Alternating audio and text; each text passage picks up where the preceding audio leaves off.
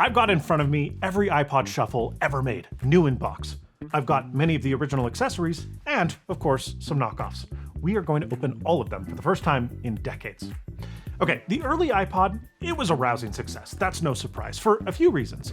Really, number one, and probably the largest, was iTunes. It was the first great music library management app with a store built in that revolutionized the industry because it had 99-cent singles. We moved away from the idea of albums to just songs that we liked. And if you bought music on iTunes, you could only play it back through your computer or an iPod. Now, these iPods themselves were all hard drive disk based. It's another reason they were really successful. They weren't flash. Now, today that might seem like a downside. Everything is flash. Flash is better. But at the time, hard drives were the least expensive way to get the most amount of storage. And, well, these weren't the only hard drive disk-based jukeboxes on the market. Yes, that's what we called them. However, they did offer the best navigation, the best form factor, the best software interface, and size. So fast forward to 2005.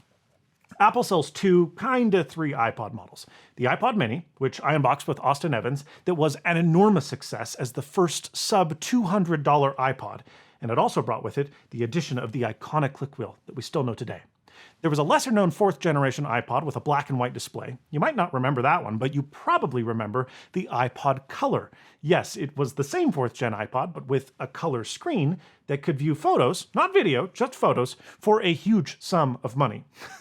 Now, the Nano, which we also unboxed here previously on the channel, it's actually back there, was on the horizon, but it wasn't ready yet, and it was still targeting that $200 price. It would eventually come to replace the iPod Mini. So there was a need for an even cheaper iPod. And so at Macworld 2005, Steve Jobs announced that first iPod under $100, the first generation iPod Shuffle. And here it is. I might need some scissors. Hold on.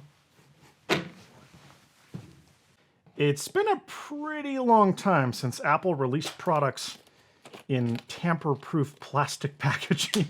That's not quite the environmental or positive unboxing experience one would expect of an Apple product today. Okay.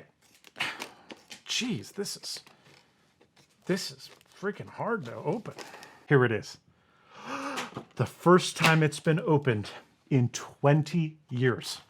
Okay, this is so cool. I'm geeking out. I've never had the opportunity to open one of these before. I did have a first-gen Shuffle, but I got it used from my cousin when he decided he was too cool for it. So I've never opened one of these before, and this box has not been opened in 20 years. Ah, look at that. There's even like a little plastic window right here. Crazy. Okay. The Shuffle is interesting because really its biggest weak point, the lack of a screen, became the product's entire selling point. And think about it. Now that we're in an era where we kind of just open Spotify and select an algorithmically curated radio station and just say go, well, the iPod Shuffle isn't far off from something we would really want today. I think we just have to pull this. Oh, that's sad. But this is how you're supposed to do it. Oh my gosh. Maybe the adhesive's gotten stronger over time. Don't steal music. We're gonna open this baby up, and we've got, wow, look at that. Very tiny little fingertips. Super cool. We've got the iPod Shuffle User's Guide, which is quite comprehensive. They sure don't include those anymore.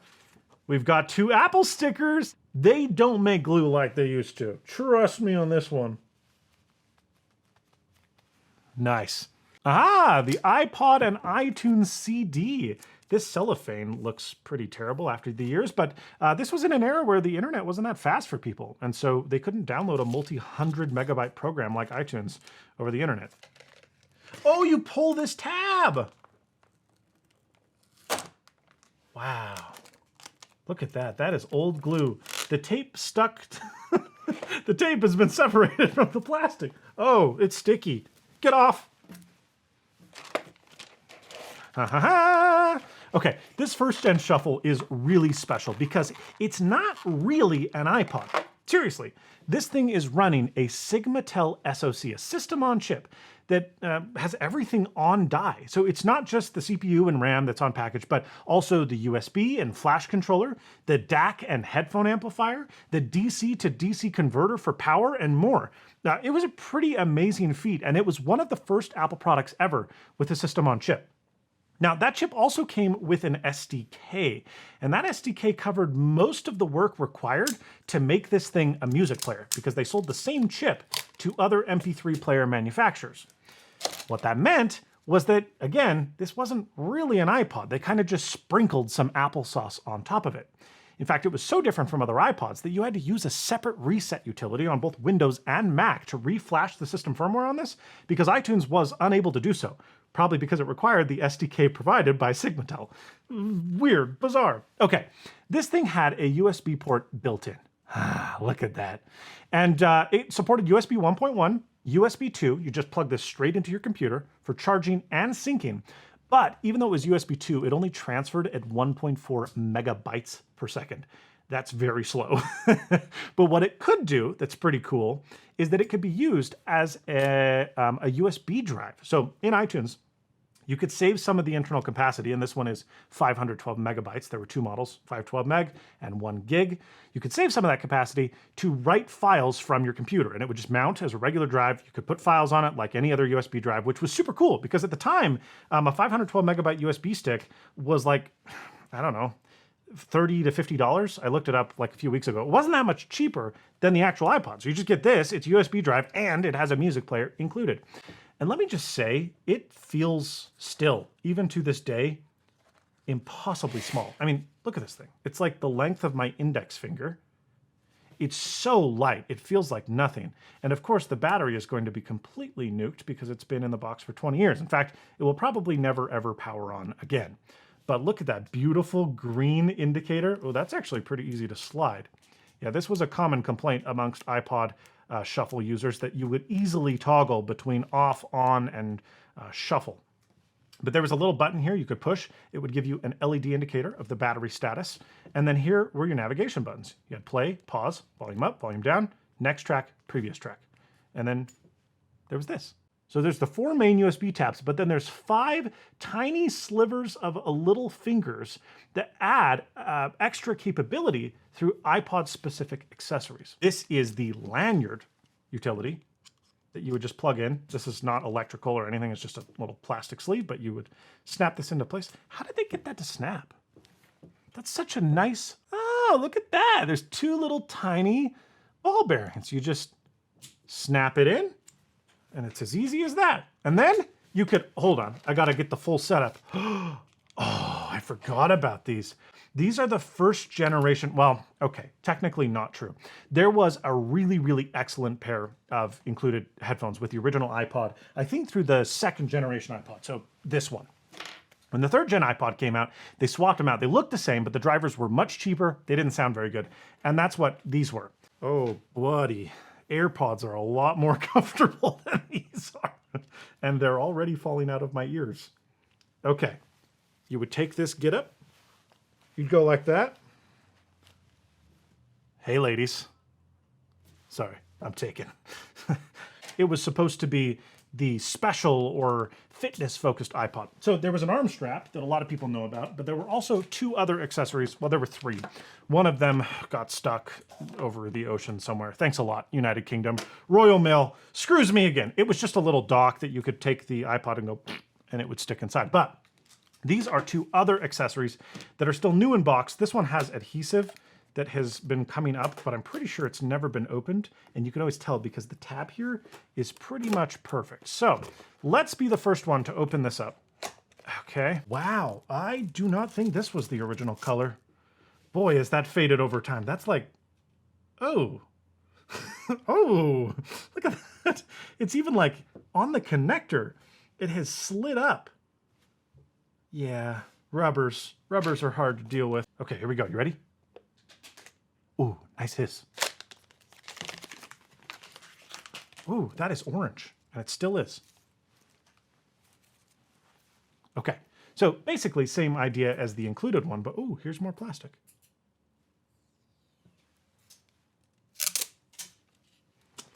Not quite as satisfying probably as when it was new, but I'll let it slide. This hasn't yellowed in the package at all. This is shockingly clear. You would just, oh, it's just that rubber gasket has been sitting there for many, many years. Okay, so we're gonna take the iPod, stick it inside. Ooh, that's a nice tight fit. Close it back up. and then you would slide these up into the lock position. You know it's locked because there's that same little green indicator. And oh, you would have to turn this on before putting it in the case because you have no access to the switch here. So you'd have to go like this, slip it on, and then there you go. So that's what it would look like. The buttons still feel really nice. I like that. Okay. I don't care. All right, the sticker's not that good. I don't care what you say. This looks cool. I'm ready to pick up all the grannies in the nursing home. It's unbelievable that this was a thing. This proves that it was 2005, okay? When you were away from an outlet for a while. I've never seen one of these before, and people don't talk about this. This is like lore. This is like a thing that I would not have believed it was real until it is here. Oh, and I'm gonna need a coin, perhaps. Can I do this with my fingernail? Aha. Check this out. Do you know what goes there? Yeah, 2 AAA batteries. That's right. You'd take 2 AAA batteries, you'd close this door up, and then look at this thing. That is so silly. And then your very slender, svelte iPod, still on a necklace, by the way, now can be powered off of 2 AAA batteries for, I believe it was 24 hours. It was longer than the built-in lithium-ion battery, which, you know, seems obvious. Wow, this is amazing. But all of these accessories, the dock, this, and the armband, they were all available for $29. The iPod Shuffle was resounding success. They reached 100,000 units produced per day at its peak, this first generation model. And unlike the other iPods that were manufactured at Foxconn, this wasn't. Do you know where this was made? Can you guess it? What does this look like to you? An Asus product? Yeah, because that's where they made them. Look at this. Even the laser engraving on iPod is like inset. Oh, what's that? Oh, you want to hear about today's sponsor? Look, you've already heard of Grammarly, but okay. They've been one of the most popular free browser plugins for over a decade, helping people to insert commas, remove passive voice, spell properly, and more. But what you may not know is that they now have free AI features. You can highlight what you've already written, and Grammarly will change the text to be more formal or more friendly, or you can even rewrite what you've written entirely. Better yet, there is no need to copy and paste from separate apps like other AI tools when you upgrade to their premium feature. Personally, I love Grammarly's app actions. In just seconds, you can locate and link to files in Google Drive or OneDrive, and you can create new tasks in Monday or Asana, create a new issue in Jira, and more, all without leaving the Grammarly plugin.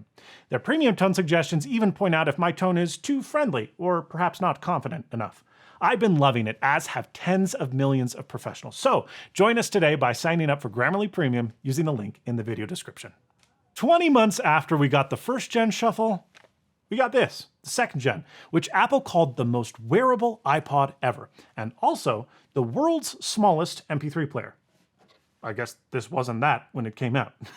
Now, shipments were said to begin a month after announcement, but they actually slipped into November 2006. Okay, so let's open this thing up. Oh, these stickers get mighty strong over time. Wow. Check this design out, though. This was so awesome. Oh, that clamshell. We would just grab the iPod and pull it off of its little sled. We'll get to the iPod in a second. Let's see what else is in here. That there are brand new headphones. This is the revised design. So you moved away from the stem to the more slopey one. This was good because this part, you can see that they're kind of similar placement, but these are smaller. And then this would get in the way of your concha. This little, what do they call this? The pinnacle, pinium something? I don't remember ears. I'm not an ear guy, but this is a style that was very, very, very common. It was much more comfortable, and at least for me, stayed in my ear way better than the original version.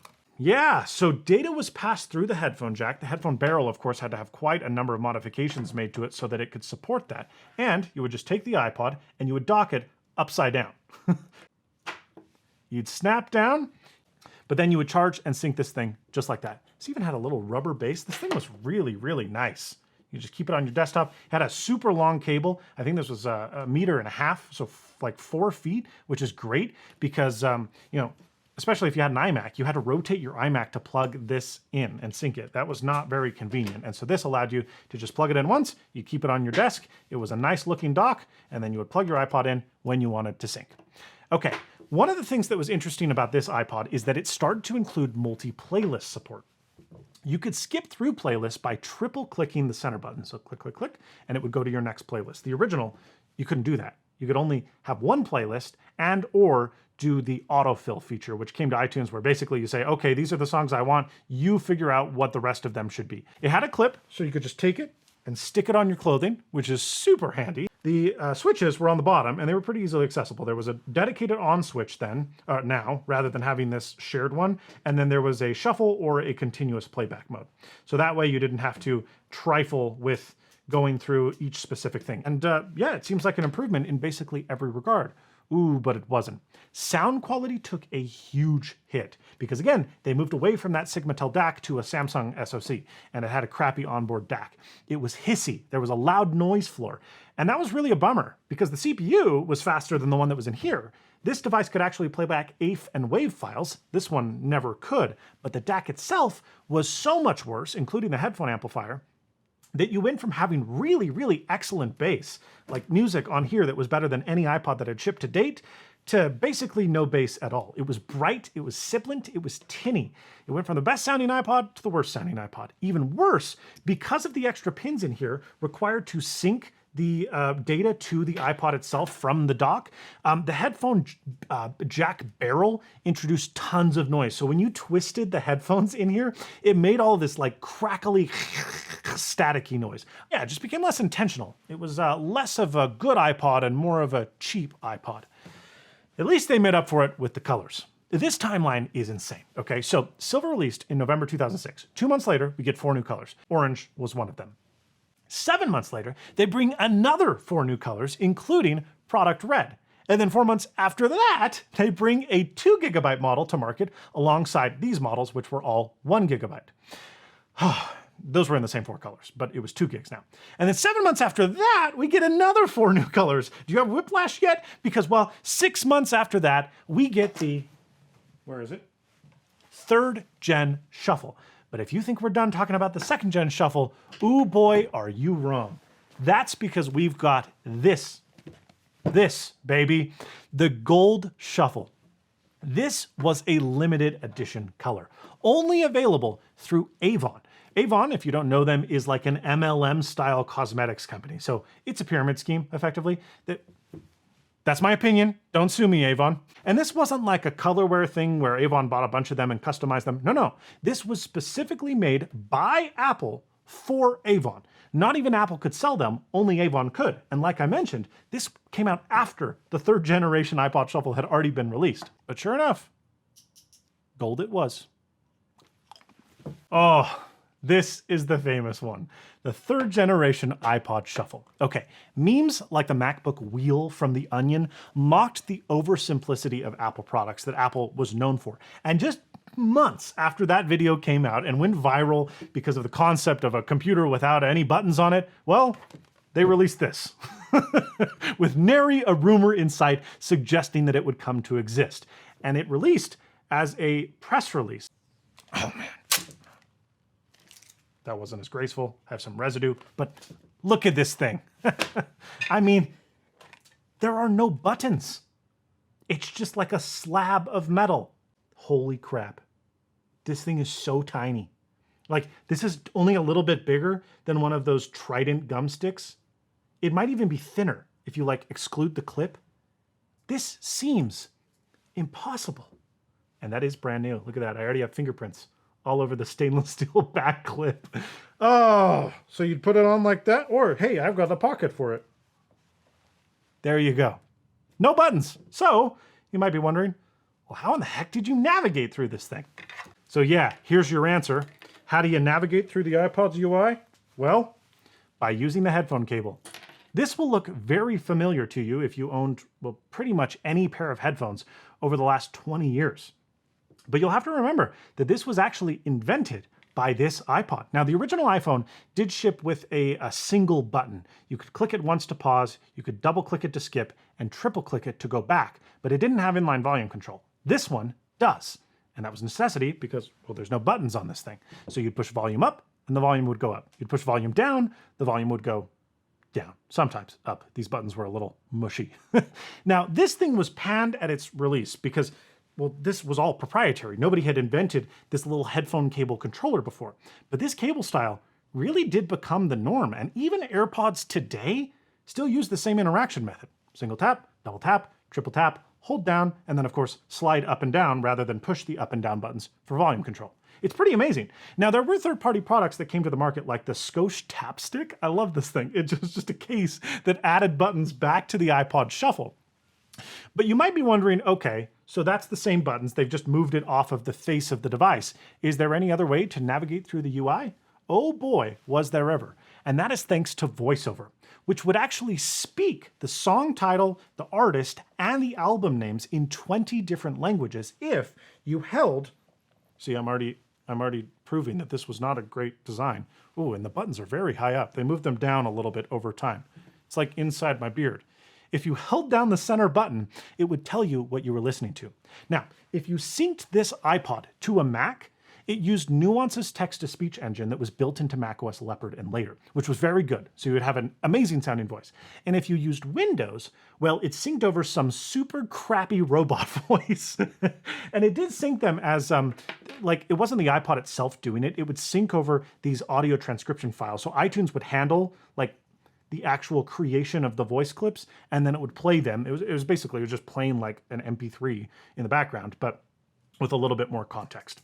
Okay, so this clip was fancy and nice and everything. You have the switch up top, and actually they moved back to the original design that we had on the original Shuffle. So there's just off, there's continuous, and then there's shuffle. And this thing is so tiny that it's like legitimately hard to turn on and off. One of the other things it did that was pretty cool is you could sync multiple playlists and even audiobooks or podcasts, and they wouldn't shuffle regardless of switch position. And that's because when you used this voiceover function, you could just keep holding down and it would toggle through. So it would be like favorite songs, Avril Lavigne, Britney Spears, the Bible, and then you'd let go and it would be like Genesis 1, chapter 1. I think that's what the Bible starts with. Okay. Look, battery life on this thing was a little bit worse. It's unsurprising given how tiny it is. It moved from 15 hours to 12. The form factor was less convenient. The dock was actually just abandoned in favor of this absurd cable. Like, look at this little pigtail. That glue stuck to me. I didn't like that. This absurd cable, you would plug this in, and it was like the weirdest, goofiest little pigtail thing, and that's how you would sync it. The scratchiness of the barrel twisting from the second generation was fixed, but the sound quality wasn't. This one also sounded pretty much like dog water. What it did come with, however, was 4 times the capacity of the prior Shuffle, and for the same $80 price point. So it went from 1 gig at $80 to 4 gigs at $80. Now, it launched only in black and silver, but in September of that year, Phil Schiller came back on stage, talked about it for the first time ever publicly, but kind of like, oh yeah, we already released this and people love it. And he announced 3 new colors, pink, blue, and green. This was, by the way, the only part of the entire keynote that September that was not presented by Steve Jobs. Jobs talked about all the other iPods, but not this one. He sent Phil out to do that job. So I think that gives you an idea of how he felt about this buttonless little device that was not well received. Now, there is a Grail Shuffle that I wish I could get my hands on, but it was just too rich for my blood. It was an Apple exclusive, fully stainless steel jacketed iPod. So this material that this, little clip is back here, the whole thing was stainless steel, and it was just $99. It was super cool, but nobody bought them because nobody really bought this Shuffle. And if they did, they definitely weren't spending $20 more for the stainless one. So they're very rare, and they're very expensive, and they're seldom new in box. To say that this iPod was a huge failure was an understatement. It's a miracle of engineering, I suppose, but yeah, not a great iPod. In fact, it was so bad that what was old became new again with this, the 4th generation iPod. So Steve Jobs comes out on stage a year later and says this. So they loved the buttons of the 2nd generation, but they loved VoiceOver and having playlists on their iPod from the 3rd. So what are we going to do? Let's make the best of both. And here it is. Opening, ooh, this plastic is much easier to cut. They even started cheaping out on their plastic. Geez, come on, Apple. No, that's a good thing. Oh, this plastic is way more flimsy. So Steve Jobs comes out, unveils this iPod, and says, yeah, we're putting buttons and we're putting voiceover together. Isn't that great? Jeez, these boxes are so hard to open after so many years. And here it is. This is actually still really impressive to me to this day. And frankly, probably the best iPod ever made. Ooh, that's an improvement, by the way. The plastic would stay stuck to the little tray. Love that. Great design. Great design. Okay, despite its smaller size, it has a larger control pad than the second generation Shuffle.